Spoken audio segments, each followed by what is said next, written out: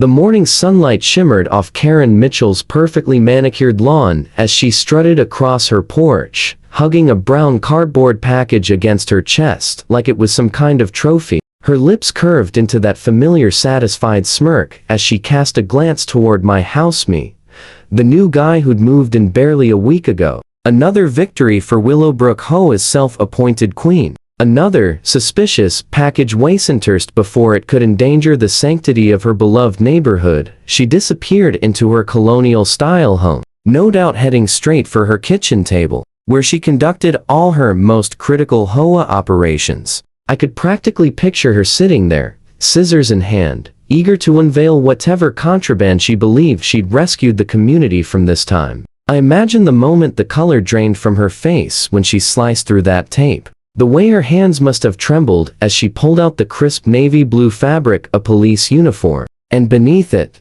wrapped in protective plastic, an active duty badge with my full name and badge number clearly engraved. Detective Marcus Chen, badge number 4739, Metro Police Department. I'd been genuinely excited to start fresh at the new precinct after my transfer from downtown. Willowbrook looked perfect on paper: quiet streets, trim lawns, a place where my daughter could comfortably visit on weekends. Sure, the whole welcome packet was thicker than my entire lease agreement, but I figured that following a few rules about lawn height and mailbox paint wouldn't be too steep a price for a little piece. My uniform shipment was scheduled for delivery that Tuesday morning. The quartermaster had rushed the order since I was starting at the new precinct that Thursday. Everything I needed was inside that box: my dress uniform for the swearing-in ceremony, my daily patrol gear, and most importantly, my badge and credentials. I was in the garage unpacking boxes when my phone buzzed with the delivery notification. The package was delivered at 9:47 a.m. to the front porch. Perfect timing. I'd grab it after I finished sorting out these tools. 20 minutes later, I stepped out onto my porch and found nothing. No box, no slip, no trace. My first thought was that maybe the driver had mixed up the houses. These suburban streets all looked the same: matching mailboxes, copy-paste driveways. I opened the delivery app and checked the photo proof. There it was, my package, sitting right on my welcome mat. Timestamp: 9:47 a.m., exactly as the notification said. Something felt wrong. 2 decades of police work had taught me to trust my instincts, and right now, every one of them was sounding an alarm. I looked across the street toward Karen's house. She was peeking through her blinds, but the moment our eyes might have met, the slat snapped shut. I'd met Karen exactly one time the day after I'd moved in. She'd shown up at my door with a fruit basket in one hand and a stack of HOA violation warnings in the other. Apparently, my moving truck had blocked the sidewalk for 15 minutes. My trash cans were visible from the street, and the previous owner's rose bushes were 2 inches above regulation height. "Welcome to Willowbrook," she'd said with a smile that never touched her eyes. "I'm Karen Mitchell, HOA president. We run a very tight ship here, and I'm sure you'll appreciate that, being new and all." "Where did you say you worked again?" I hadn't said. I thanked her for the fruit basket and promised to look over the HOA guidelines. Something about the way she lingered on my porch, craning her neck to peek inside, made me keep my career to myself. Now, standing on my empty porch with the delivery photo proving the package had been there, I opened my doorbell camera app. The video loaded slowly, but once it played, everything snapped into focus.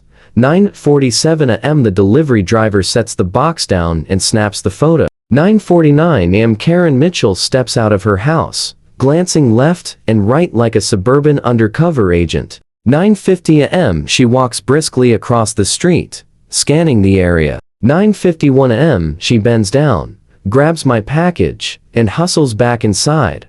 I save the footage, taking a slow breath. 20 years in law enforcement had taught me patience. Confronting her directly would only give her time to toss the evidence or cook up some wild story about guarding Willowbrook from suspicious-looking packages. No, this needed a different approach. I called my sergeant at the new precinct. "Hey, Sarge, we might have a situation." My uniform shipment was stolen, including my badge and credentials. His tone shifted instantly. You're telling me someone has your active badge? Yes, sir. I have video proof of who took it. A neighbor. Don't approach them, he ordered. I'm calling internal affairs immediately. A stolen badge is a federal offense, especially if someone tries to use it. Where are you now? I gave him my address along with Karen's information. Within an hour, 2 detectives were at my front door. Not from my new precinct internal affairs. Detective Rodriguez and Detective Kim stepped inside, all business. Let's see the video, Rodriguez said. I played the footage on my laptop. They watched Karen's little porch heist 3 times, zooming in on her face, the package, the timestamps. This is serious, Kim said, jotting notes. If she opened federal mail containing law enforcement credentials, she's looking at multiple felonies. Has she contacted you since taking it? No direct contact, I said, but I've noticed her making rounds to neighbors' houses. She seems to be having some heated conversations. Rodriguez and Kim exchanged a knowing glance. We need to move fast before she tries to destroy the evidence, Rodriguez said. We're getting a warrant. In the meantime, act normal. Don't give her any reason to suspect you know. The next morning, I was out watering my lawn when Karen decided to make her move. She marched across the street with the clipboard tucked under her arm, chin tilted upward like a general inspecting her troops. Mr. Chin, she said, purposefully mispronouncing my name. I've received several complaints about suspicious activity at your residence, packages being delivered at odd hours, unfamiliar visitors. As HOA president, I need to know what kind of business you're running from this property. I kept my voice calm, steady, and even pleasant. Just settling in, Karen. Starting a new job soon. She scribbled something on her clipboard as if documenting a major infraction. Well, some of us care about maintaining property values. We can't have just anyone moving in and turning this neighborhood into, well, you know. I'll be keeping a very close eye on things. I appreciate your diligence, I replied. Continuing to water my roses, she huffed, spun on her heel, and strutted back to her house, no doubt ready to update her network of neighborhood lookouts about the mysterious new resident who refused to disclose his occupation. What Karen failed to notice, however, was the black Suburban parked halfway down the street for the past hour, or the unmarked sedan that cruised by like clockwork every 20 minutes. Internal Affairs had been quietly building their case, and according to a text from Rodriguez, they'd uncovered that Karen had a history. This wasn't her first time. Several neighbors had reported missing packages over the past year, though no one had ever been able to prove anything. The next afternoon, I was sitting on my porch with a cup of coffee when the show finally began. The black Suburban rolled directly into Karen's driveway. 2 agents in suits stepped out, followed by 2 uniformed officers. They approached her front door with a sense of purpose that left no room for misunderstanding. Karen answered, wearing her usual ensemble pressed khakis and a perfectly tucked HOA polo. Even from across the street, I could see her posture shift, from imperious to confused to panicked. All within 10 seconds, Karen Mitchell, the lead agent, said loudly, his voice carrying through the quiet afternoon. I'm Agent Rodriguez with Internal Affairs. We have a warrant to search your premises for stolen federal property. This is ridiculous. Karen shrieked, her voice leaping an octave. I'm the HOA president. I was protecting the neighborhood from suspicious packages. Ma'am, Rodriguez replied.